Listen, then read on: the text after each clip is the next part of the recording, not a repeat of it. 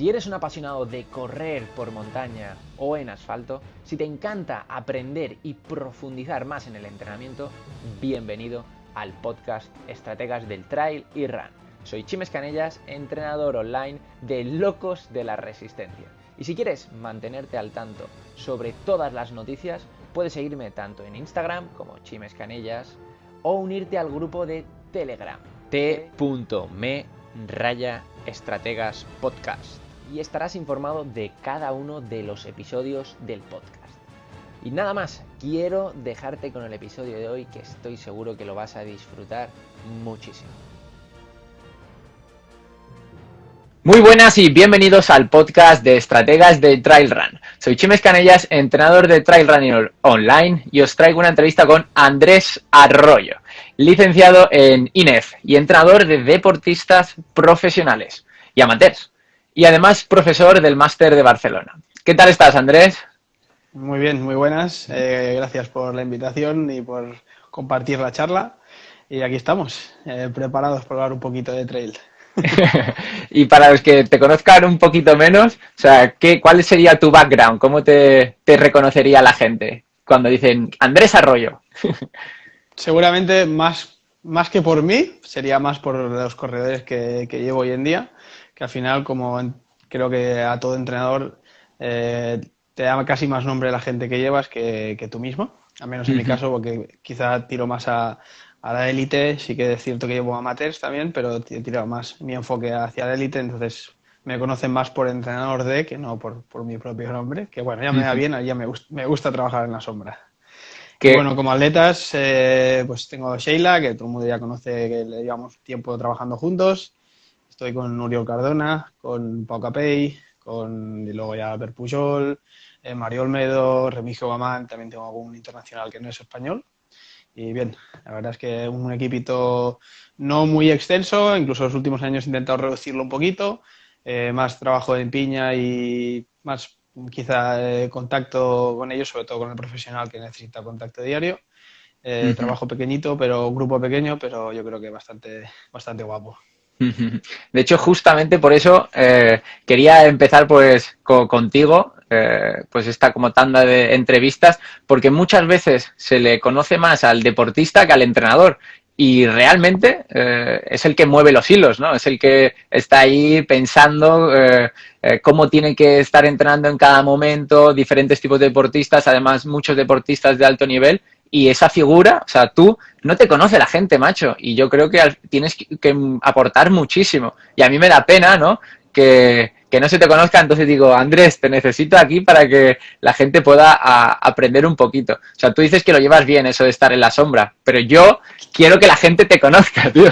O sea, me parece, ¿cómo decirlo?, irresponsable por tu parte que la gente no pueda aprender de ti, de verdad. Sí, sí que es cierto que en los últimos quizá meses le he dado un poquito más de caso a la red social y demás, pero bueno, al final, no sé, soy como el típico profesor de laboratorio, pues es un poco mi perfil, que me gusta la ciencia, me gusta el trail, me gusta la persona, entonces me dedico siempre. Es cierto que debería quizá meterle más tiempo, pero siempre al final acabo dando el tiempo a lo que me gusta, que es entrenar a la gente y fuera, y entonces supongo que la otra parte pues es la que me queda más coja. Totalmente. No, si yo, por ejemplo, o sea, yo de hecho cuando veo que un deportista destaca mucho, en lugar de interesarme por lo que cuenta el deportista, o sea, yo, me interesa ver quién es el entrenador. Digo, a ver, ¿quién es este? A ver, ¿qué está haciendo? Porque... Sí.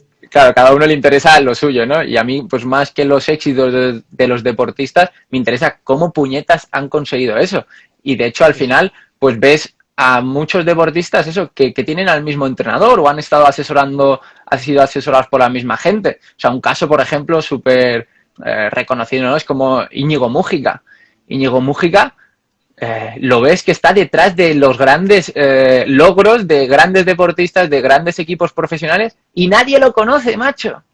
Sí, así es. Sí, y yo no quiero que esto pase contigo, Andrés. Y así hay muchísimos, de gente que dices, hostia, vas a mirar lo que dices tú nosotros, porque quizá por trabajo o por pasión, pues vamos a buscar, más allá de lo que puede decir un deportista, vamos a buscar su día a día, que es buscar su entrenador y su metodología o como le quieras llamar. Entonces, los que somos de ese campo, pues hablar de un Mojica es como, hostia, claro que sé quién es, pero el que viene de un campo que es, pues yo que sé, que corre trail o que otro tipo de deporte y no se interesa por la preparación física, pues si esa persona no ha dedicado mucho tiempo a divulgar esa información que tiene, pues seguramente no le llegue. Totalmente, totalmente. Y justamente a raíz de eso, ¿no? O sea, ¿tú qué crees que es importante en un entrenador, o sea, para ti, ¿no? De élite. ¿Cuál crees que es algún punto diferenciador entre un deportista, o sea, entre un entrenador de deportista amateur y un deportista de élite? Es buena pregunta. Quizá, además de quizá conocimientos que tienes que hay conocimientos que sinceramente para un amateur si los tienes muy bien, pero si no los tienes tampoco te va a ser un factor limitante porque seguramente no los puedas aplicar en su día a día. Entonces, conocimiento seguramente y luego estar dispuesto a tener un tipo de relación mucho más allá que un atleta. O sea, al final, cualquier atleta de alto rendimiento, creo que un entrenador, aparte de que busque su máximo rendimiento, no solo está buscando eso, está buscando mucho más allá, es su persona más cercana de apoyo en el mundo del deporte. Entonces es más una figura como entrenador que no tanto como una persona que sabe mucho sobre ese deporte o sobre la preparación física. Hay preparadores físicos que no saben tanto de un deporte, pero como preparación física saben mucho y siguen siendo buenos entrenadores en cualquier campo. Entonces, ¿qué eso? Pues yo creo que el conocimiento y además el buscar una figura dentro del atleta que todos buscan, que es pues una amistad, que es alguien que te entienda, alguien que no te diga o no pasa nada, porque a veces sí que pasa, entonces eso también te lo tienen que decir. Entonces buscas esas dos vertientes, que es el conocimiento y la seguridad de que en el camino en el que vas es el bueno, o al menos es bueno, y que ese camino pues estás acompañado y no vas solo. Sí, sí. De hecho, estaba recordando, mientras estabas hablando, al entrenador de Eliud Kipchoge, el que bajó de 2 horas en maratón, y decía que eso, su entrenador para él era como si fuera su padre. O sea, que pasaba tanto tiempo con él, le escuchaba tanto, era como un referente en todos los aspectos, no solo a nivel de entrenamiento, sino a nivel psicológico, a nivel de la vida. Y yo creo que eso tiene que ser algo muy importante a nivel del entrenador, ¿no? O sea, tienes que congeniar muchísimo con ese deportista de alto nivel y estar, porque al final vas a pasar muchísimas horas, o sea, con ellos. Y tienen que confiar en ti de una manera como si fueras Dios, ¿no? Sí, sí, es así.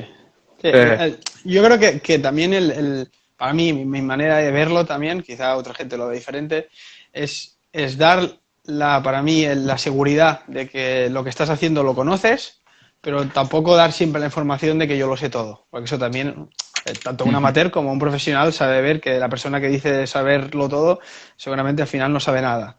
Entonces es que no caer en el error de decir, no, esto va a ser así y ya está. Yo, por ejemplo, con la mayoría de atletas profesionales comparto, incluso con otros entrenadores, parte del entrenamiento, pues con asesoramiento, con el trabajo de fuerza, porque lo pueden hacer presencial en otro sitio. Entonces, yo no soy una persona que diga, no, todo es conmigo, sino que si puede venir otro y me da otro punto de vista, si puede venir un chico que trabaje o una chica que trabaje bien el trabajo de fuerza presencial y le pueda enviar unas instrucciones y me diga, hostia, yo lo voy por aquí, que la pueda testear, que al final cuando testeas a una persona, pues ahí dices, hostia, esto no lo habíamos visto a nivel online, si no lo puedo ver o lo que sea.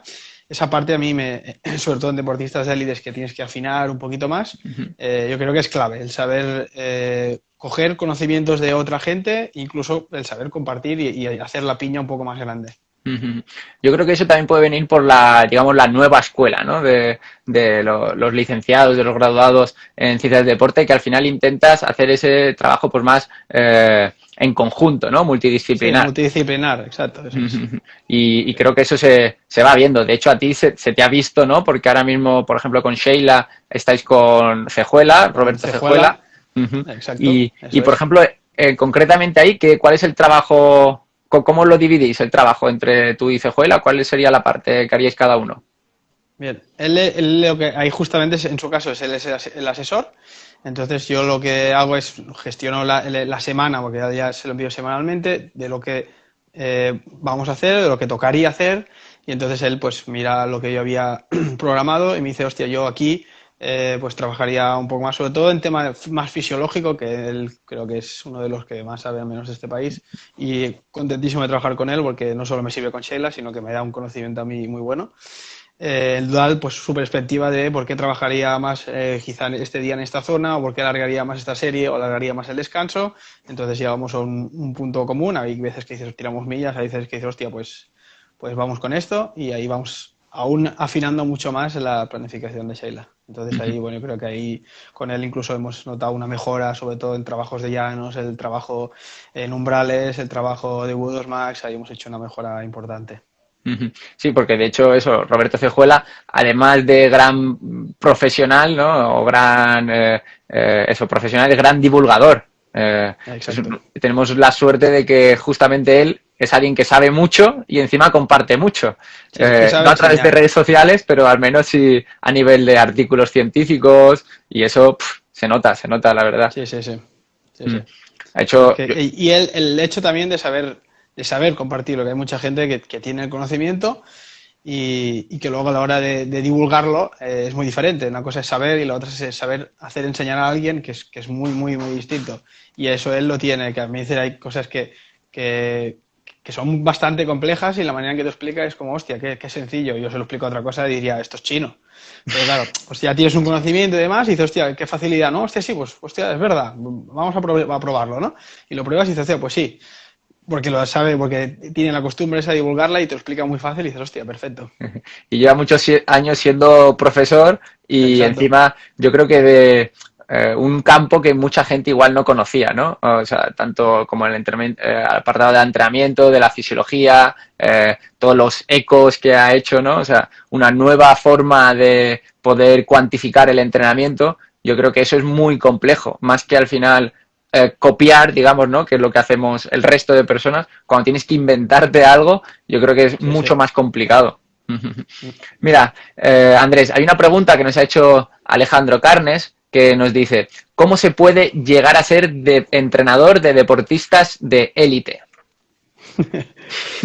Eh, bueno, creo que es un poco unas pinceladas o un 5 cèntims, como decían en Cataluña, de cada cosa, ¿no? Hay una parte de estudio, de trabajo, de De hecho, conocimiento detrás, de haber estudiado, de, de estar al día, incluso de que te interese, que al final yo, pues sí que ya ha llegado un momento en que tengo deportistas a nivel buenos internacionales, no solo españoles, aunque sean españoles, sino que compiten a nivel internacional, pero sigo trabajando en mis conocimientos, sigo investigando, sigo leyendo, hostia, incluso sigo testeando, decir, vamos a probar este tipo de entrenamiento, no me quedo con que, por ejemplo, yo no soy partidario de, tengo una metodología y esto es lo que intento aplicar yo.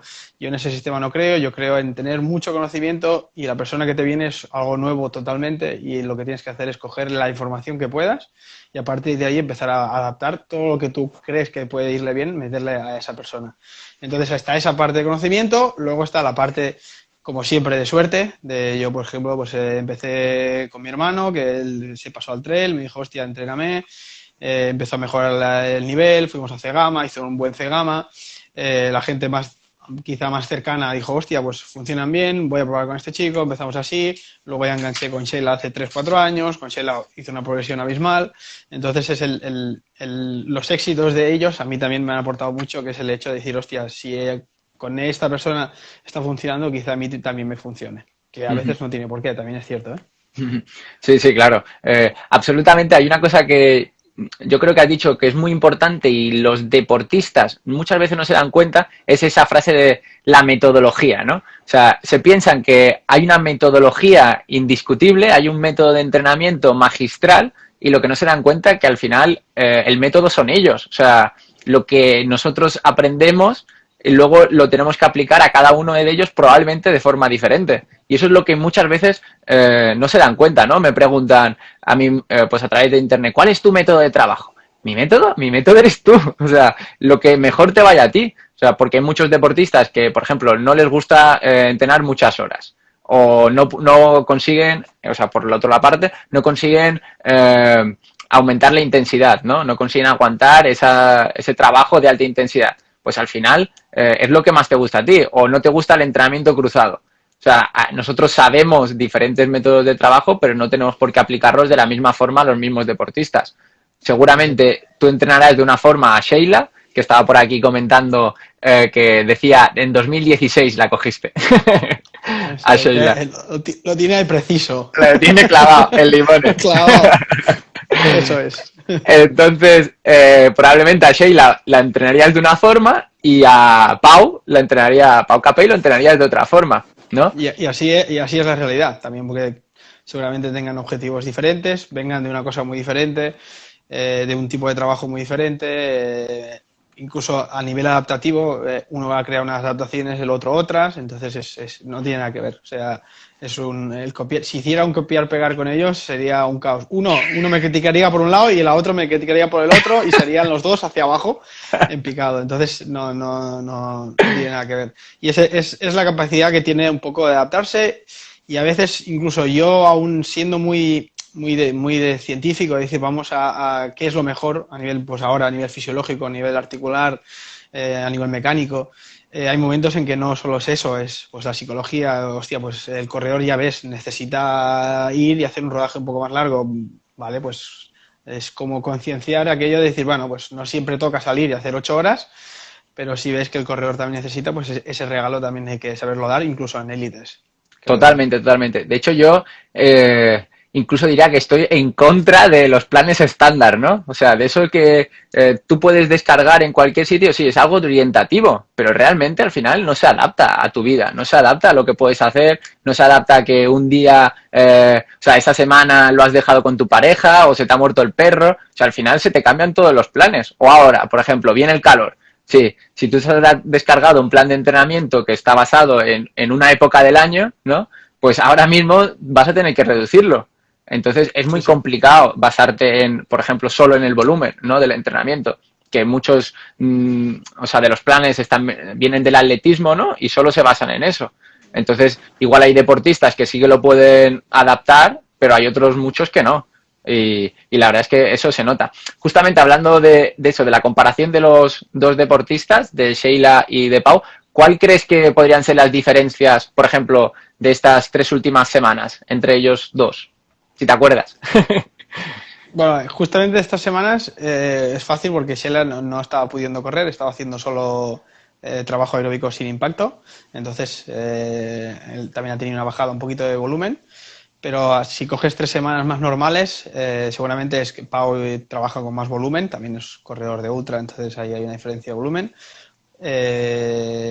Sheila a contra tiene mucho más presente el trabajo de fuerza, el trabajo de calidad, que ahí está muy adaptado. Claro, piensa que si coges a un corredor que ha trabajado poca fuerza o que la ha trabajado de otra manera, a la que creas una nueva adaptación a la fuerza te limita mucho. Entonces, si necesitas meter horas de volumen de carga, no te puedes pasar mucho con la fuerza porque si no te limita todo el entrenamiento.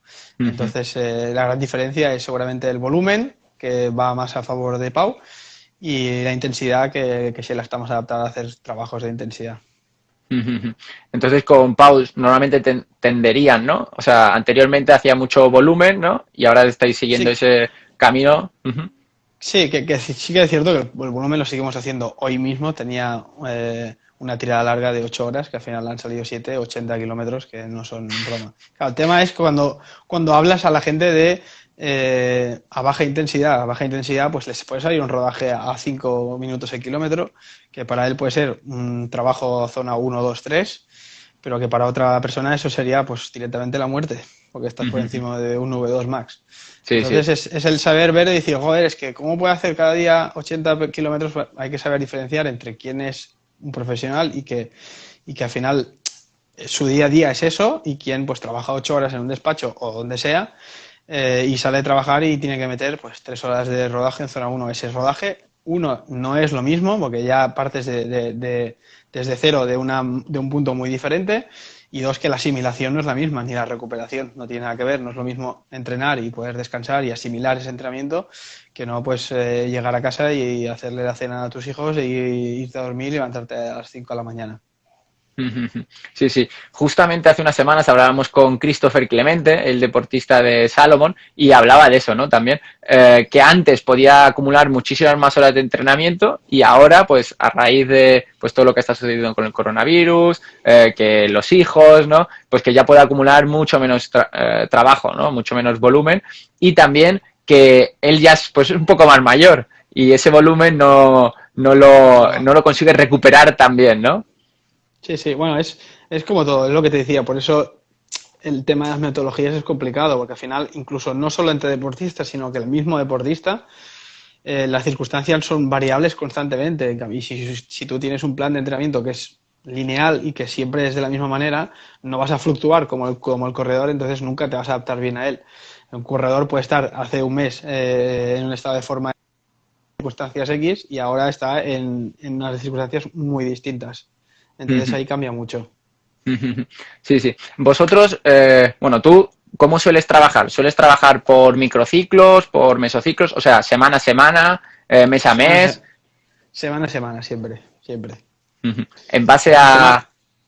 Dime, dime. exacto, semana a semana, primero, como con todo el mundo, incluso amateurs o profesionales, sí que es cierto que al profesional siempre te lo miras con muchísima lupa y te lo vuelves a mirar y cuando ya lo vas a enviar, te lo vuelves a enviar otra vez antes de enviarlo. Pero como con todo el mundo, una planificación para mí básica, o sea, si no tienes planificación no sabes que tienes que entrenar, eso es clarísimo.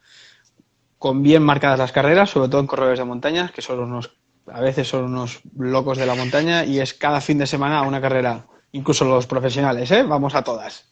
Entonces es coger la conciencia de qué toca, por qué toca, no puedo hacer una carrera de 200 kilómetros y la semana después una media maratón y la otra, o sea, los objetivos que tengan una lógica, que puedas tener una lógica luego en el entrenamiento, marcar bien cuáles son tus objetivos principales, más secundarios, más para entrenar. Y a partir de ahí, cuando tienes la planificación, decir, vale, ahí vamos a dividirlo. Es como ir masticando. Tienes el bloque inicial de las carreras, la planificación, cómo voy a trabajarlo todo, y a partir de ahí empiezo a masticar. ¿Qué voy a trabajar aquí? Pues tal, tal, tal. ¿Qué voy a trabajar aquí? Tal, tal, tal. Y vas haciendo así. Y luego, a partir de ahí, pues sale el semana a semana. Que luego es cierto que cuando tú acabas la temporada y si miras lo que habías planificado a lo que acabas haciendo, un 40% coincide. El resto es todo que has tenido que ir haciendo según el deportista se ha ido adaptando o se ha ido desadaptando, que también puede pasar. De hecho, muchas veces pasa eso, ¿no? Yo creo que es uno de los errores de los deportistas amateurs no tener esos tres pilares, ¿no? Objetivos principales, objetivos secundarios y objetivos tipo C. Y que nosotros lo tenemos tan clarísimo, ¿no? Que no puedes estar compitiendo siempre, no siempre hay que estar al máximo, no siempre hay que estar en carreras con volumen, con kilómetros, porque hay que ir creando adaptaciones y recuperando, que al final eso es una parte primordial del entrenamiento. ¿Tenéis alguna forma de controlar esa recuperación? Tipo con la variabilidad de frecuencia cardíaca. Exacto. Nosotros incluso, como trabajo yo, tengo una plantilla, yo trabajo con Dropbox o cualquier programa de estos que están en la nube. Entonces lo que haces es que tienes una plantilla, las cuales te van dando la información de cómo están ellos, sobre todo cuando se levantan en ayunas. Pues te dan la frecuencia cardíaca, la variable de la frecuencia cardíaca, sensación de fatiga.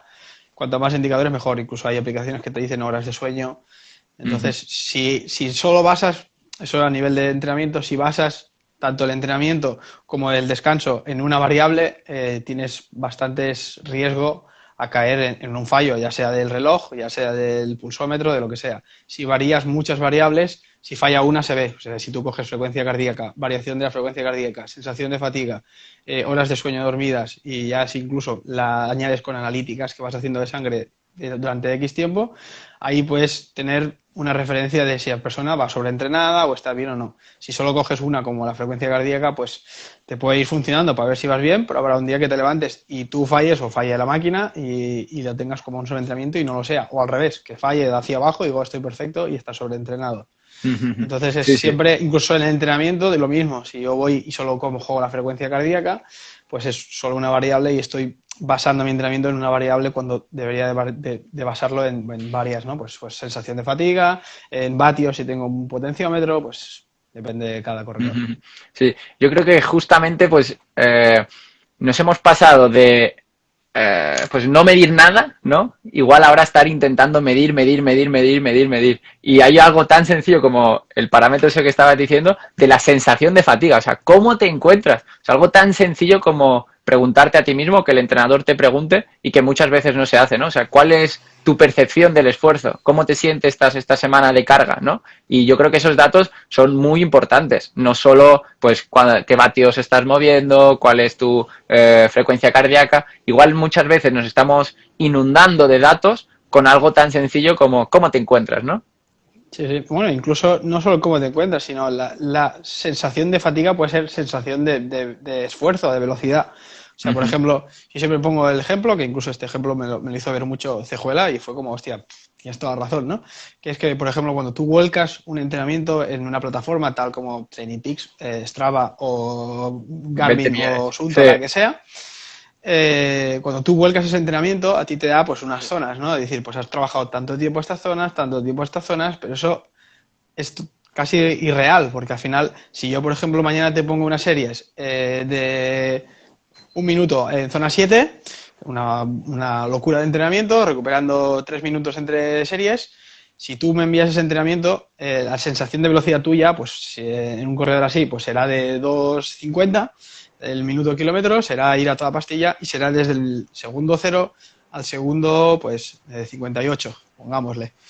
Entonces, el trabajo real a esa zona, pues si eran 5 series, han sido pues 5 minutos en zona 7. Si tú vuelcas ese entrenamiento en una plataforma como es TrainingPeaks o cualquier otra, lo que te saldrá seguramente sean 12, 15, 18 segundos en esa zona. ¿Por qué? Porque tú te pones a trabajar en esa zona y en el segundo 1 no vas a estar a 190 pulsaciones, es imposible. Necesitas un tiempo de adaptación hasta que tu pulso sube y se coge al ritmo al que estás trabajando. Entonces, en el momento en que estás subiendo, pues al igual ya has perdido, no los has perdido, sino que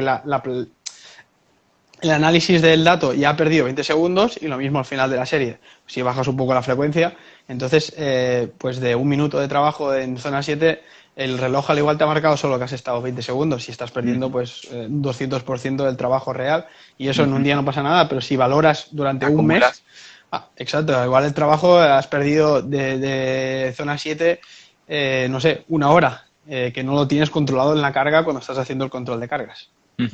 Sí, y bueno, mira, justamente están diciendo, pues por potencia. También los valores de potencia, por ritmo, todo eso al final, a medida que pasa el tiempo, pueden ir variando. Y lo más importante es, ¿qué pasa el día que te falla eso, no?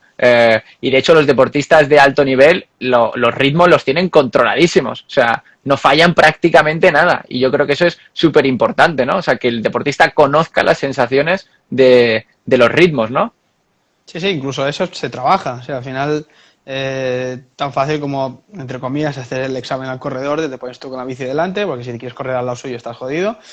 Te pones con la bici delante, el detrás, y lo vas diciendo ritmo, y te dice 3,25, y tú dices 3,40.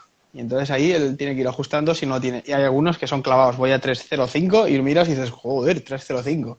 Son gente que normalmente la gente que viene al atletismo eso lo tiene mucho más, que se ha introducido, exacto, todo lo que es ritmos y demás. Y el tema de los vatios en el ciclismo es mucho más preciso. Sí que es cierto que en el correr la precisión es un poquito más justita, pero es un parámetro más que si lo vamos comparando a lo largo del tiempo también nos puede dar una ayuda.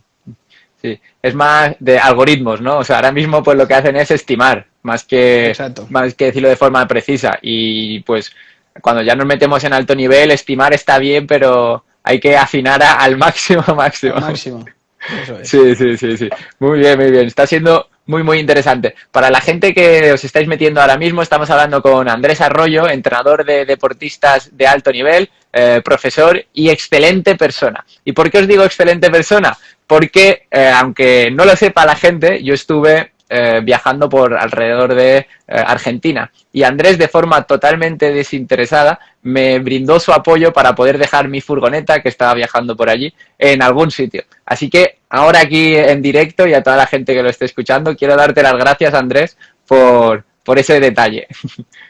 Merci a ti, solo faltaría. Lo vi por redes sociales que estabas buscando ayuda y además, con la casualidad que mi padre es argentino y tengo familia en Buenos Aires. Entonces ahí dije, hostia, ahí quizás le puedo echar un cable. Como siempre, yo siempre lo he dicho, hay mucha gente que es como que, incluso amigos, ¿no? Hostia, ¿has visto este entrenador ahora que lleva este? Al final, yo siempre lo digo, los que compiten quizás son ellos. Nosotros, por suerte, no, creo que no tenemos necesidad de competir, más de compañerismo, y que por encima de corredores, entrenadores, somos personas, y que creo que por delante está la persona siempre. Pues te quiero dar las gracias una vez más, porque al final cuando estás en esas situaciones, macho, que no sabes dónde ir, no sabes qué puede pasar, cualquier cosa, o sea, es como una lluvia, ¿no? De energía de nuevo, Sí, porque la sí. verdad es que fue un momento muy, muy complicado, la verdad. Mira, y justamente Andrés, ahora mismo, digo Andrés, Alejandro nos pregunta, yo creo que algo muy interesante, para seguir con el tema, ¿no? ¿Sería beneficioso que un amateur entrene de forma parecida a un profesional? Beneficioso depende para qué en qué objetivo tengas, ¿no? Eh, es una pregunta que incluso en mi día a día me lo encuentro, ¿no? Yo tengo mucho, vamos a decirlo, semiprofesional o gente con mucho nivel que tiene un día a día que no es profesional, y que incluso yo veo las capacidades de un corredor y digo, hostia, easy, easy, easy, pero con el easy no sirve, y creo que exponerlo a tal presión, porque al final cuando trabajas con élite ves la realidad de un deportista de élite, que no es lo que la gente solo ve, que es, oh, qué bien, lleva una carrera y gana. Detrás de eso hay mucho sacrificio, hay pocas vacaciones, porque ya lo he dicho en otras ocasiones, el corredor o el deportista no tienen exceso de vacaciones, o las vacaciones son muy limitadas. Hay un trabajo 7 días a la semana, no hay días de descanso. El día de descanso pues también tiene que hacer cosas para recuperar más. No hay puedo hacer lo que quiera cuando no estoy trabajando. Entonces hay todo eso, exponer a una persona que no tiene, para mí, esa necesidad, pues quizá no es lo más conveniente. Sí que puedes entrenar más fuerte, menos fuerte, pero exponerte a circunstancias que tiene un profesional, si tu intención no es ser profesional, creo que no tiene mucho sentido. Sí, y yo creo que eso es la parte que la gente no ve, ¿no? O sea, por ejemplo, la típica frase esa que decía Usain Bolt, yo llevo 4 años entrenando para bajar medio segundo, ¿no? Al final son muchísimas horas, muchísimas, muchísimas, muchísimas horas, y no solo a nivel de entrenamiento, sino también a nivel de descanso, a nivel de trabajo, o sea, todo está relacionado con tu deporte. Y eso es lo que la gente, yo creo que no tenemos tan en cuenta, ¿no? Que es la profesión, no es un hobby ya al final, o sea, es un trabajo también. Y no hay días festivos, porque en este deporte, lógicamente, no puede haber días festivos, hay días que entrenas menos, algún día de vacaciones, pero eso no es lo normal, ¿no? Y creo que es complicado comparar el entrenamiento de un profesional con un amateur, aunque sea semiprofesional, simplemente por todas esas características. Necesitas estar entrenando durante muchos años de esa forma, sin vacaciones. Y no sé si Sí, todo no, el mundo estaría dispuesto. ya también es el enfoque psicológico, que sí que es cierto que todos los dos puntos pueden ser muy, muy, muy duros, pongámoslo así, que es pues la persona que trabaja mucho y ha tenido un esfuerzo increíble, pues quiere tener su recompensa al día de la carrera y decir, hostia, me lo he trabajado, quiero tener un buen resultado. Y eso es, pero el tema ahí está siempre de las agoberos más amateurs, es que al final tú tienes otra vida. El corredor de montaña, el profesional, también tiene otra vida, pero no mucho más allá. Tú tienes tu trabajo, tú tienes, pues, yo qué sé, pues otro proyecto, lo que sea, ¿no? Un profesional, al final, su día a día es eso. Y entonces, si se lo ha trabajado tanto y luego llega el día de la carrera y por X motivos que puede pasar, no sale, no pasa nada, no llega, sí que pasa. No es como una persona que llega a casa y dice, bueno, pues otra vez será, hostia, pues para ellos es mucho trabajo invertido, es su trabajo que no ha salido bien.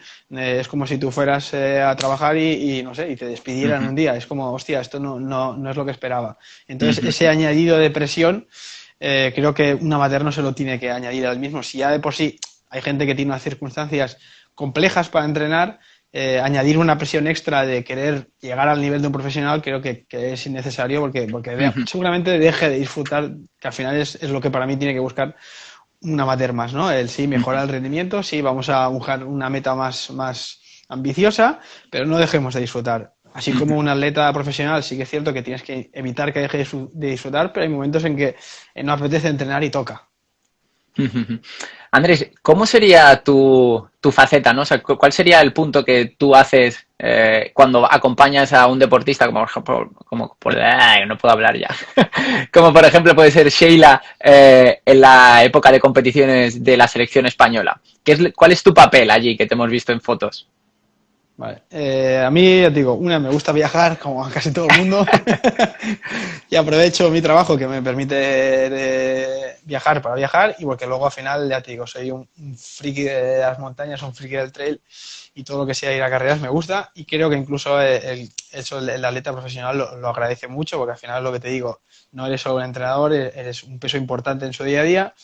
Entonces mi manera de esto es, pues viajo con ellos, convivo con ellos, incluso a veces pues les haces la vida un poco más fácil, que al final un corredor no solo puede tener limitaciones pues de alimentación, alguna cosa que no pueda comer, entonces pues te informas un poco más, vas a restaurantes, miras si tienen lo que sea, arroz Sí. hervido o pueden hacer algún favor con una verdura que no sea frita, lo que sea. Y luego pues estás ahí, les das esa tranquilidad, sabes hablar un poco con ellos, haces el estudio un poquito del perfil, hostia, pues hoy este año está más encharcado, este año está más seco, aquí intentamos apretar aquí iremos más flojos. Y luego pues el día de la carrera, si la carrera lo permite, pues estar en los avituallamientos, darle el apoyo, tanto de cambio de material, que ahí le das un plus pues en ganar unos segundos o lo que sea, o no llevar tanto peso, y también el apoyo de saber qué te va a ir viendo durante la carrera. ¿Tú crees que el factor psicológico es muy importante en deportistas de alto nivel? Sí, tanto en alto nivel como a bajo nivel. Es algo que afecta tanto en el día a día del entrenamiento, en el día de la prueba. Pues ya te digo, el factor psicológico te puede tanto hacer tener éxito como hacer fracasar. Yo he visto gente entrenar muy bien y tener un nivel altísimo y llegar a las competiciones y no mostrar ni un 40% de lo que es capaz. Y eso es un Según tema psicológico, exacto, de presión o de haberse buscado quizá lo que te digo, ¿no? Pues gente que quizá no tiene tanto nivel y se ha presionado tanto a llegar que el día de la prueba pues, los ves que están tiritando antes de salir. Eso ya va mal. Un corredor que tirita antes de salir, malo, malo. Sí, sí, al final tiene que ser un momento para disfrutar, ¿no? O sea, aunque sea alto nivel, tienes que ir a disfrutar y sobre todo cuando el tipo de pruebas normalmente de trail son bastante largas. Entonces, no se deciden los 5 primeros kilómetros, ese tipo de pruebas. Y yo creo que eso, si ves a un deportista tan nervioso antes de empezar la carrera, dices, macho, relax, que hay muchos kilómetros por delante. Sí, sí, sí. Sí, Y que luego pues, los nervios siempre dan una mala, siempre te hacen pasan pasar un mal factura. trago, que es, exacto, que es o de los nervios te dejas llevar y ya estás en una zona de la carrera que ya no deberías de estar, sales demasiado fuerte o sales demasiado dormido porque dices, hostia, se me ha quedado muy grande esta carrera. Y entonces, pues encima en montaña, pues se hacen tapones, pierdes tiempo. Entonces, bueno, pues saber gestionar eso para mí es tan importante como entrenar bien. Sí, la gestión de las emociones. Eso es. Andrés, Nacho Ferrer, Ignacio, nos pregunta, ahora mismo, pues, cuando has empezado a entrenar de nuevo, bueno, a entrenar, ¿no? A Pau Kepei, ¿cuál crees que es tu punto diferencial o tu valor añadido respecto a Laia? Vale. Seguramente, yo te digo, yo es una persona que yo que te he dicho, no tengo enemigos, creo más en compañeros. Los números de Pau cantan por sí solos, o sea, han hecho un trabajo para mí espectacular. Los números ya no solo en competición, yo que los tengo más quizá a mano, el trabajo que ha hecho es brutal, porque tiene unas adaptaciones hechas a zona uno, zona 2, zona 3 abismales, que eso al final es lo que tiene que trabajar un corredor de ultras. Quizá el valor más añadido que le puedo dar es él tiene también un pensamiento de probar alguna distancia un poco más corta, de empezar a introducir un poco más el trabajo de intensidad, un poco más el control de la carga muy exhaustiva, y ahí quizá pues le puedo dar un punto, más que valor añadido, un punto diferente, diría yo. Sí, sí, que al final muchas veces cuando se cambia de entrenador a veces es bueno y a veces es malo, ¿no? O sea, depende, pero seguro que en esta ocasión será bueno porque lo intentas llevar todo muy, muy controlado y tarde o Sí, temprano se van a continuar viendo los buenos resultados de cualquier deportista. sí, sí, veremos. Al final es como todo. Y encima el deporte si tiene algo que no solo es que lo tengas todo controlado, que eso al final es como una lotería, cuanto menos cosas dejas al azar, mejor, ¿no?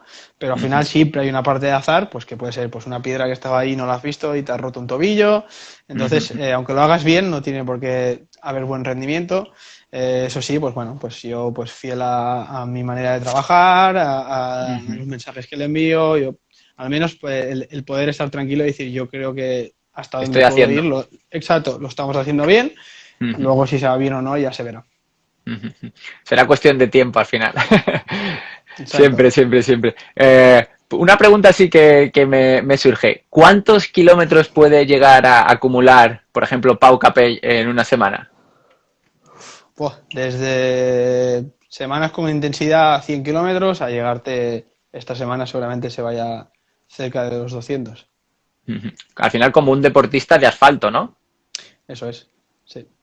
Sí, también es cierto que el corredor de ultras, no hay mucha ultra, o a nivel internacional no se compite mucha ultra con un positivo exagerado, que aunque luego lo ves y dices, joder, 10.000 positivos, pero si buscas el símil de lo que puede llegar a tener una media maratón, como puede competir pues Sheila o cualquier otro corredor más de corta o de Sky, que te vas a, no sé, como a Pedrosa, que debe tener 21 kilómetros con 2.300, una cosa así positivos, si cogieras ese rango y lo pasaras a ultras, te irías a 20.000 positivos o más. Entonces no hay mucha ultra que sea tan alpina, digámoslo así, o con tanto positivo, siempre son mucho más corredoras. Entonces el corredor de ultra tiene que tener más facilidad en correr kilómetros a un ritmo más ligero, un 5, 4, 30. Esos ritmos tienen que estar muy, muy, muy asimilados. Muy, muy masticados, ¿no? Para que al final para él sea como lavarse los dientes todas las mañanas. Eso es, porque al final va a ser su intensidad en carrera. Tú no puedes permitirte el lujo de salir a una carrera de 180 kilómetros y salir por encima de umbral. O sea, eso es, al kilómetro 20 estás fuera de carrera. De hecho, yo muchas veces cuando me preguntan sobre qué es correr larga distancia, ¿no? Yo digo, para mí correr competiciones de ultradistancia es que puedas hacer todo lo que te puedas imaginar en carrera, ¿no? O sea, tienes que tenerlo, puedes hablar por teléfono, puedes echarte las risas, ver el paisaje perfectamente y no sentir fatiga. Y ese al final es el ritmo que tienes que llevar durante la prueba de larga distancia. Lógicamente, un profesional pues va a ir mucho más rápido que tú, o sea, que un deportista amateur, ¿no? Sí, sí, y luego el tema es el residuo que puede quedar, que en los dos casos es muy alto, pero hay mucha gente que dice, hostia, es que yo tengo un amigo que el año pasado hizo 40 ultras, que ya de por sí dices, hostia, quizá no es lo mejor, pero seguramente las haya podido acabar. Y el tema es, hostia, ¿por qué los profesionales no pueden meter? Que hay corredores que hacen muchas ultras y dices, hostia, pero no son excesivas. Y es porque al final un corredor profesional de ultras no solo acabar la ultra, o sea, nuestro objetivo no es acabarla, es competirla. Esa es la gran diferencia entre un corredor profesional de ultras y amateur, que quizá en 21 kilómetros, pues a diferentes niveles el amateur también la compite, porque compite con el de al lado. En una ultra ya no, en una ultra sales y tu objetivo es acabar y luchas contra ti mismo, es muy diferente. En cambio, corredores de ultra profesionales siguen compitiendo contra el otro, contra el tiempo. Entonces, el residuo que deja en el corredor una ultra profesional es bastante alto. Sí, al final tienes que estar en alto nivel, ¿no? O sea, no solo peleándote contigo, sino peleándote con el otro, Con el otro, con el vigilando el tiempo, otro, cuánto se para en cada Sí, sí, al avituallamiento, final ¿no? yo siempre le hago el símil a la gente, hostia, pues ahora ponte como en la posición de un corredor que va a correr las mismas horas que has corrido tú para hacer 100, ponle por 180, que son 20 horas, con la de esto de voy segundo o tengo el otro a tantos minutos, el otro lo tengo a tantos, hostia, al final es un trabajo tanto psicológico como físico muy, muy, muy, muy extenuante que va a estar todo el rato, claro, competir 20 horas es muy complicado. Sí, que el estrés, ¿no? que se produce es la fatiga es mucho mayor al final. Sí, Y sí. algo tan sencillo como eso, me lleva 2 minutos, lo multiplicas por 20 horas haciendo eso, es duro, duro, duro, duro, duro, duro. Sí, sí, totalmente. Nos vamos un poco al plano del entrenamiento de fuerza. Vosotros, por ejemplo, con Sheila, entrenáis junto a Roger, ¿no? Que es el que está más ahí con él. Exacto. ¿Soléis trabajar la fuerza máxima, por ejemplo, o no? Sí, sí, sí. Sheila, por ejemplo, en el caso de Sheila trabaja incluso ella muy bien. A mí, como trabaja Roger, me encanta. también tiene una perspectiva un poco de fisioterapia que también lo ha estudiado. Entonces tiene la parte esta de tanto de trabajo de movilidad, de compensatoria, que la gente pues en el trail quizás se olvida, que es básico, pues movilidad de cadera, movilidad de tobillo, que al final incluso creo que puede llegar a ser incluso más importante que para un atleta de asfalto, porque necesitas mucha más movilidad de cadera, necesitas más movilidad de tobillo, porque vas a tener diferentes tipos de terrenos, diferentes inclinaciones, entonces eso hay que trabajarlo. Y luego pues el trabajo más de base de fuerza, que es pues trabajo de fuerza máxima, trabajo de fuerza de resistencia en momentos más de competición, el descanso de la fuerza, todo eso lo gestionamos bastante bien. Y ahí hay una coordinación entre, pues primero entre Jose Juega y luego Roger nos da más un punto de vista que incluso él como lo ve más presencialmente, nos da más la realidad del día a día. Vosotros cuando habláis de entrenamiento de fuerza máxima, ¿os referís a o sea, muy pocas repeticiones con mucho peso o qué concepto tenéis vosotros de fuerza máxima? Sí, el tema es que depende de qué tipo de ejercicio, con lo que empezamos es depurando mucho la técnica, que al final hay gente que se pone a hacer la fuerza máxima de sentadilla y su técnica es pésima y eso lo que vas a hacer es seguramente generar más momentos de lesión más que de prevención o de mejora del rendimiento. Entonces, una vez tiene esa técnica mejorada, sí que hay un trabajo de fuerza máxima, pues con 120 kilos en espalda y 6 series de 8 repeticiones, por ejemplo. Sí, intentáis acumular muchos periodos de la temporada con ese tipo de entrenamiento. No, sobre ¿O todo no? a ese tipo de fuerza máxima la aplicamos en pretemporada, incluso en momentos en que lo coordinamos mucho, en momentos que hay más trabajo en zonas bajas, zona 1, zona 2, zona 3, para no sumar mucho trabajo de fuerza máxima con mucha serie a la vez, que también hay momentos, semanas que toca, pero no intentamos mezclarlo mucho. Pero bueno, la alargamos un poquito más. Antes quizá la fuerza máxima la cortábamos más y hacíamos un periodo de un mes, mes y medio, ahora hay temporadas que la alargamos un pelín más. Y por ejemplo, en el microciclo, o sea, en la última semana, ¿vale?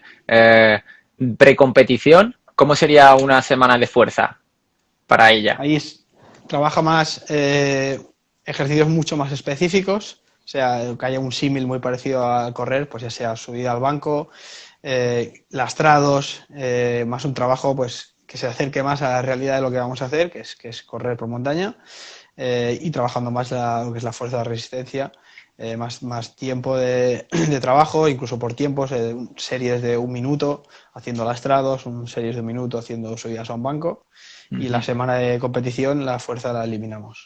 De hecho, recuerdo, ahora que dices lo del lastrado, recuerdo ver un vídeo tuyo que en una montaña que estabas estirando a Sheila, creo que era, o a otro deportista, Sí. estirándola con unas gomas elásticas o algo, ¿no? Algo más, exacto. Ahí me construí ahí un de esto de 2 cinturones, uno para el corredor y uno para mí, voy con las gomas y entonces ahí voy con el control del corredor como si fuese ahí un títere. Le llevas las riendas, ¿eh? Control las Exacto, riendas. ahí sí. Es el único día que las llevo de verdad, por eso.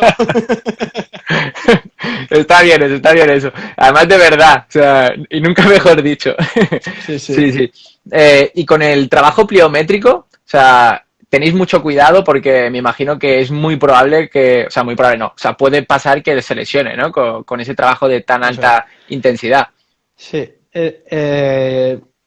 incluso con deportistas, es de los trabajos que más creo que más recomiendo. O sea, la pliometría, incluso en corredores de montaña es básica, ya sea por el momento de bajada, el excéntrico, y hay una zona muy agresiva.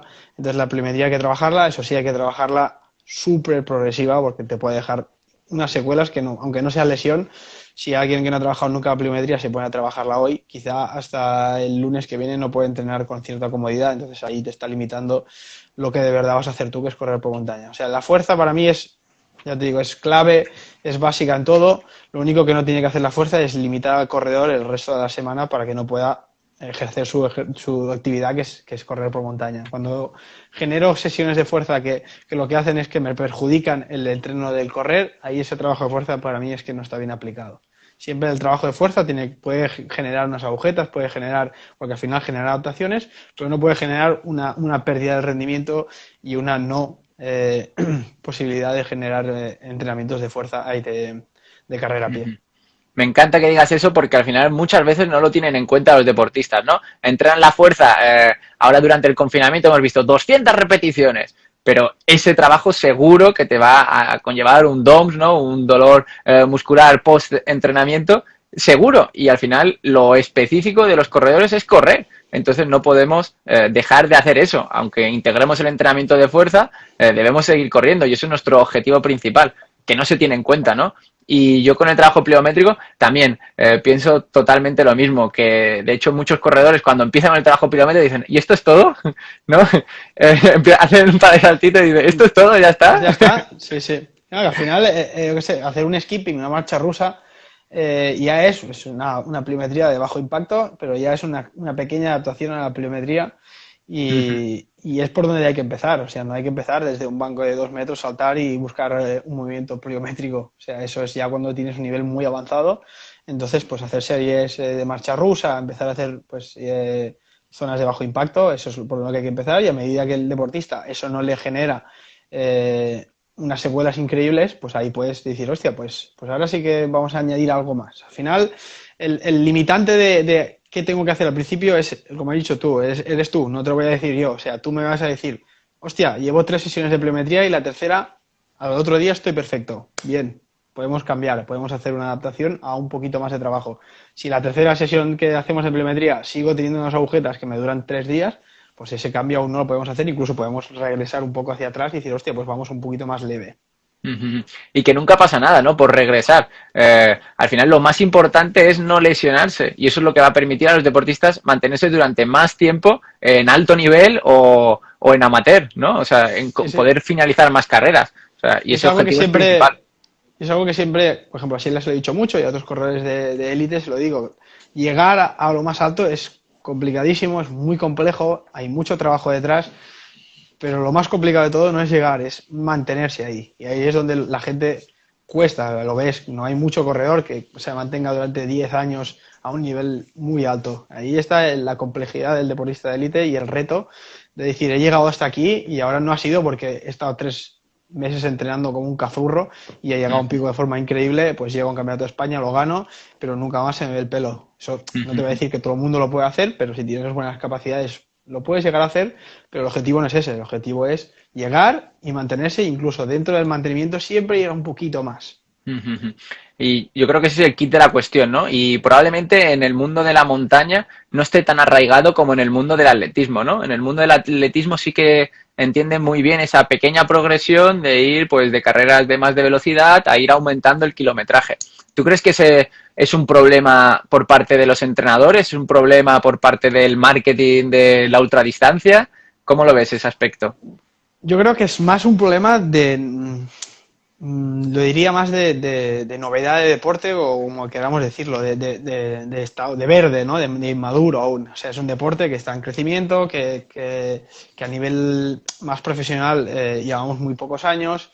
Entonces, al final, siempre la información, entre comillas, más científica viene desde el alto rendimiento. El momento en que no tienes alto rendimiento, seguramente no haya mucho estudio detrás porque no interesa a nadie. No interesa a nadie, pongámoslo entre comillas, ¿no? En el momento en que interesa a nivel, pues ya sea económico o de rendimiento o pues a una federación porque ya se compite a nivel internacional, ahí va a haber más inversión en investigación y en nuevos avances y ahí es donde empieza a llegar información pues que tenemos hoy en día y que quizá hace 10 años no tenían. El atletismo es un deporte que viene de mucho antes, entonces ese proceso ya lo han pasado y ya todo el mundo es consciente de que no puedes apuntarte a una maratón si no has corrido 2 kilómetros en tu vida. Que aún así hay gente que lo hace, ¿eh? Pero es como que hay más conciencia porque la información ya viene de mucho antes. En el mundo de la montaña llevamos pocos años enviando ese mensaje de esto no es me pongo y hago ultras, sino que es paso a paso, no quemes cartuchos, incluso disfruta todas las distancias, que al final ya llegarás si quieres llegar a las ultras. Y eso pues, yo creo que es un mensaje que con tiempo ya incluso ya hemos mejorado en los últimos años. Yo creo que iremos Mucho. a mucho mejor. Mucho, mucho. De hecho, me acuerdo de eso hace 5 años que si no hacías una carrera de 100 kilómetros no eras nadie. Sí, Sí. o incluso a mí me ha pasado de ir a una carrera y ir a buscar el dorsal y decirte, ¿cuál vas a hacer? ¿La corta, la media o la larga? Y decir, la maratón, y decir, la corta. Y decir, joder, ¿cómo Sí. está la cosa? Que la maratón es la corta. Y eso pasa en la montaña y eso que es lo que la conciencia de enviarlo a todo el mundo y sobre todo, pues yo creo que a los jóvenes, que unas son los que el futuro del deporte y a los que de verdad sí que se le puede hacer daño cuando va muy pasado de distancia que quizá no le toca. Mira, justamente hablando de pues el futuro y tal, como estamos aquí en directo en Instagram, Nelson Maldonado nos pregunta, ¿qué países emergentes visualizas con alto nivel de corredores de trail? Unos cuantos, o sea, los que están ya están, pero para mí, Francia, España, Italia, todo el mundo sabe que tiene grandes corredores y seguramente siga teniendo grandes corredores porque hay bastante cultura. Para mí, seguramente, pues quizá Estados Unidos empezará a sacar más corredor, que ya los tiene, pero quizá que vengan hacia aquí a competir, como ya en los últimos años se ha visto. Y luego, para mí, países latinos tienen mucho margen de mejora porque tienen buenos corredores, quizá no tienen tantos recursos, entonces se les ve poco. Yo mismo entreno a Remigio, que es peruano, entonces el hecho de que venga por aquí, que estaba por aquí, ya lo he visto antes, el hecho de que venga hasta aquí, entonces se complica un poco, pero bueno, es una persona que pues ha llegado aquí, segundo Ultra Pirineo, ganando carreras, que tiene un buen nivel, pero que quizá en su país pues no pueden explotar o que incluso no tengan el recurso como para tener profesionales de ese deporte. Y luego, como no, pues seguramente África, pues seguramente cuando se ponga también en esto, pues saldrán gente africana con bastante nivel. Totalmente. Ya para ir acabando, porque nos cortan por aquí, Nos cortan. sí, quería hacerte pues la pregunta que da título al podcast, ¿no? ¿Qué es para ti ser un estratega, Andrés? Un estratega es... Buena pregunta, ¿eh? Sí, podemos retomarlo si quieres. No, está bien, está bien. Un estratega para mí es intentar tener el máximo de cartas posibles para tener más para escoger. Pues las cartas son conocimiento del entrenador, conocimiento del corredor, capacidades del corredor, circunstancias adecuadas a lo que voy a trabajar. Que los objetivos, saber qué objetivos voy a tener, todo eso son cartas que tengo y luego pues saber gestionar bien esas cartas. Al final es como todo, es una partida y esa partida pues cuanta más abanico de posibilidades tenga, pues más posibilidades de tener éxito. Si me va, si mi objetivo es acabar una maratón y no puedo durante toda la semana entrenar más de 10 kilómetros, pues seguramente esa carta la he jugado muy mal porque no me tocaba hacer una maratón. Lo que tengo que hacer es ser consciente y decir, vale, este es mi tiempo, mi estrategia no es ir a hacer una maratón, es ir a competir en 10 kilómetros, por ejemplo. Ya nos echaban, ya nos echaban. Sí, sí. Bueno, como siempre me he alargado, en los directos siempre se me quedan cortos. Pero he preferido dejarlo que acabaras de contestar porque así no se cortaba. Igualmente, quería hacerte, antes de esa última, ¿no? Quería hacerte otra pregunta, Andrés, que creo que es ya bastante más personal. ¿Qué es para ti el peor momento de tu vida como entrenador? Seguramente esté por venir. Venir. Eh, Porque eso creo que siempre cuando pensamos A ver, que... perdona, Andrés, perdona. Repítelo porque ¿Ahora? no te he escuchado nada. Sí, lo he Ahora, parado. sí, sí. Digo que Sí. seguramente el peor esté por venir, por mala suerte. Creo que como vida profesional ya llevo unos años de experiencia, pero es corta porque soy joven y quiero estar más años en este deporte. Entonces, creo que a más años, pues tienes más posibilidades de fracasar, pongámoslo entre comillas, como queramos decirlo. Entonces, creo que lo peor puede estar por venir. Seguramente soy optimista y creo que lo mejor también está por venir. Y creo que lo peor, pues a nivel sobre todo profesional, es pues que caiga un deportista en una lesión o que caiga en la imposibilidad de seguir entrenando o de no conseguir un objetivo que podría ser un sueño, aunque bueno, quizá esa última se le puede transformar un poco y hacerle ver que el objetivo sale de cada uno y que se puede transformar, ¿no? Al final es más quizá con un deportista de élite que es que no pueda mostrar su verdadero Potencial. rendimiento exacto, en una carrera importante para él o que caiga en una lesión y que pues le exima de poder seguir haciendo su trabajo. Sí, sí. Yo creo que eso sería lo más duro, ¿no? Para un entrenador de deportistas de alto nivel, que el deportista no pueda ver todo el potencial que tiene, ¿no? O sea, que hayas Sí, estado sí, sí. trabajando con él durante mucho tiempo y que ese día, por X, por esa piedra en el camino, ¿no? Se lesione, debe ser durísimo. Sí, pero al final es duro, ¿eh? Y para él, para ti, porque hay trabajo detrás, pero al final es lo que decíamos antes, ¿no? Es ser estrategas. Esa era una carta que tenías que tener en la mano, que era posible que saliese en la mesa, sale y esa carta hay que saberla gestionar y no dejar la partida tirada porque no ha salido bien. Entonces, escoger esa carta y decir, pues resituar la partida y vamos a por otra cosa y saber salir rápido de eso. O sea, así como incluso de los triunfos también, no quedarse en los triunfos con un constante de hostia, es que gané, hostia, es que fui, eso también creo que creas una retroalimentación que incluso se hace negativa para un corredor. Hay que, tanto de los éxitos como de los fracasos, hay que saber salir y seguir avanzando, ya sea hacia otro camino, hacia otro objetivo, o a repetir incluso, o ir un poco mejor, pero no quedarte en lo que has hecho, ya sea malo o bueno. De hecho, yo por eso el podcast lo llamé Estrategas del Trail y Run, ¿no? Porque yo creo que el entrenamiento es eso realmente, o sea, es ser un estratega, es contar con todas las variables que tienes y tú empiezas a elegir las que más te convengan en cada momento y en cada objetivo y en cada deportista. Y eso yo creo que es ser un estratega y ser un buen entrenador o deportista. Sí, sí, incluso ya te digo, haciendo el símil este que estamos haciendo de las cartas, ¿no? Como si fuese un juego, Mm. yo he tenido que llegar a jugar cartas prácticamente que pensaba que no jugaría nunca, que es pues con corredores de muy buen nivel, a nivel incluso de ganar carreras, aplicar un tipo de entrenamiento que para mí lo he estudiado al revés de eso. Ya sea por sus circunstancias, que a veces se complica mucho, pues tiene hijos, tiene un trabajo, no tiene horas para aplicar, pues aplicas una metodología para él que seguramente incluso te cueste de ver, pero lo que tienes que hacer es adaptarte, incluso informarte sobre lo que estás haciendo y decir, hostia, pues vamos a probar por aquí. Y luego sacas más rendimiento que diciendo, no, es que tiene que ser así, así y así. Entonces ahí está el de esto de incluso saber jugar cartas que quizás no son las más fuertes tuyas, pero que para el corredor lo pueden ser. Es para mí poner por delante de cualquier cosa el corredor. O sea, el corredor para mí es el que manda siempre, o la corredora manda. Corredora, pues aún manda más porque tienen cambios pues hormonales que el hombre no tiene, pues todo lo que es la menstruación y demás, pues eso hay que adaptarlo y ahí la mujer es la que manda, como siempre. Y ahí es donde el entrenador para mí no tiene que tener la mano dura, sino que al revés, tiene que saber comprender que ese cambio hormonal tiene unas consecuencias que están bien, es parte de la naturaleza de la mujer y que hay que saber adaptarlas a la carga de entrenamiento. De hecho, hace tiempo, justamente con Sheila, hablamos del tema de la menstruación, ¿no? Que un error muy grande en deportistas de alto nivel o en deportistas amateur es no tener la menstruación, ¿no? Y eso se ve, sobre todo en el atletismo. Igual en la montaña no tanto, pero en el atletismo sí que se ve. ¿Te ha pasado con muchos deportistas que hayan perdido la menstruación? Sí, eso pasa. Y mira, la pregunta que nos han hecho antes, la pérdida de menstruación siempre es un síntoma negativo. O sea, al final es cuando la mujer no tiene suficiente grasa a nivel corporal, tiene su sistema a nivel de menstruación, lo que hace es bloquear para no perder más, pues ya sea ferritina, todo lo que comporta la menstruación, y no debilitar más el sistema inmunológico de esa mujer. Es como que no estás preparado para ello, entonces no la tengo.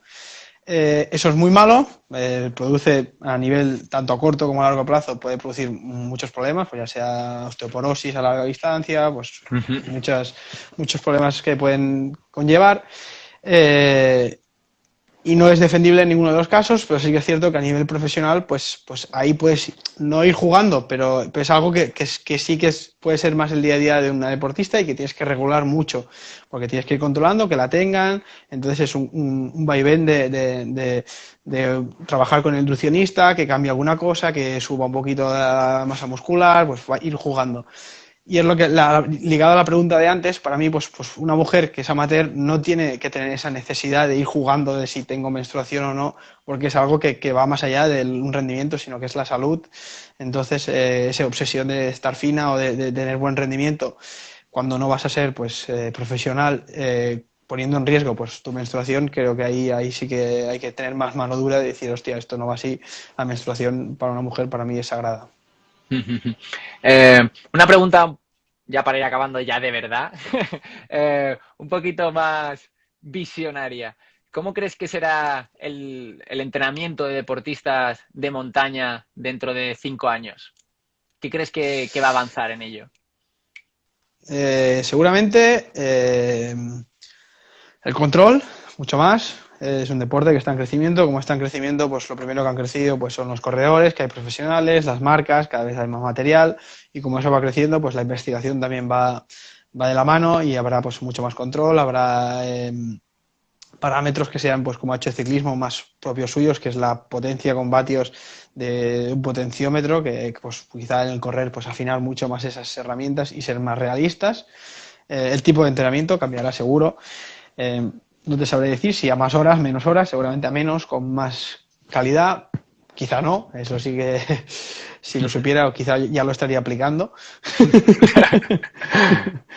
Y yo creo que más profesionalización, o sea, entrarán más marcas, marcas incluso que ajenas al trail, que interesa pues la imagen del trail, la imagen de un corredor.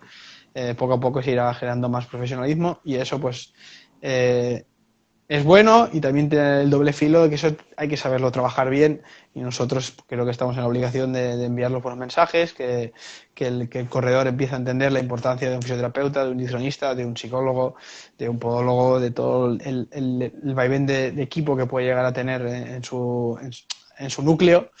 Y eso hay que potenciarlo mucho y que el amateur también lo vea, que no es, incluso no es solo tengo un entrenador y ya está, sino que hay mucho más allá en el entrenamiento. Hay un entrenador, hay un fisioterapeuta, hay un osteópata, hay un psicólogo si hace falta, hay un nutricionista, hay muchos profesionales que de eso también pues tienen que saber entrar dentro del mundo del trail.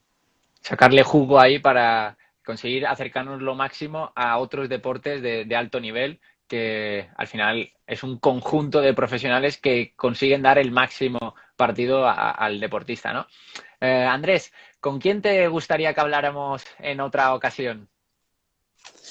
Buena ¿A quién pregunta te ahí. gustaría que entrevistáramos? Que le Pues quizá te sacáramos justo diría, quizá te jugo. diría alguien quizá más, incluso fuera del mundo del trail, aunque hablemos de trail, más de entrenamiento, si fuese posible, pues coger un Cejuela o un Mujica, alguien que sepa de verdad de entrenamiento, que dé más una perspectiva fisiológica. Y si no, pues quizá también un doctor que dé un poco más, para mí, las bases de lo que es, por ejemplo, una prueba de esfuerzo, la información que nos da, que la gente ahí va muy, muy perdida, que al final creo que por falta de información la gente pues solo mira, por ejemplo, el V2 Max, que al final es un valor que es importante, pero no lo vas a transformar demasiado, entonces no te lo mires mucho. Lo tienes, genial. Ese parámetro ya no lo vas a transformar demasiado, por tanto, vete a los otros parámetros que te puede dar una prueba de esfuerzo y que son importantísimos a la hora de entrenar. Entonces, pues quizá un doctor que pueda dar unas pinceladas de cómo se debe realizar una prueba de esfuerzo, qué información nos da, cómo trabajar para mejorar las pruebas de esfuerzo para que den el mejor resultado. Me Ahí yo encanta, me diría, encanta. tiraría por ahí. Me encanta, no lo había pensado y estoy contento de habértelo preguntado, Andrés.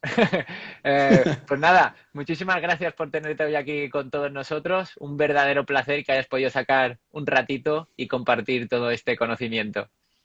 Genial. Gracias a ti por invitarme, a los que hayan estado escuchando y dando preguntas. Si pudiéramos contestaríamos a todos, pero creo que eso es inviable.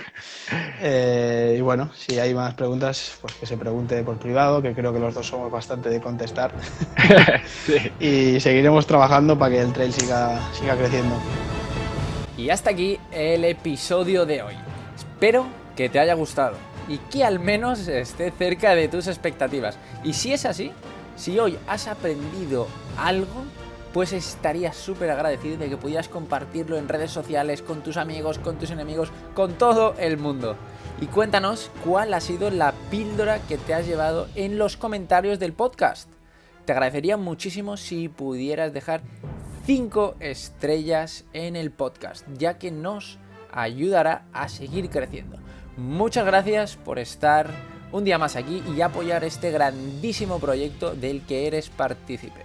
Te recuerdo que tú eliges de qué va a tratar cada programa en el grupo de Telegram. Nos vemos en el próximo capítulo o en las montañas, quién sabe. Hasta la próxima, estratega.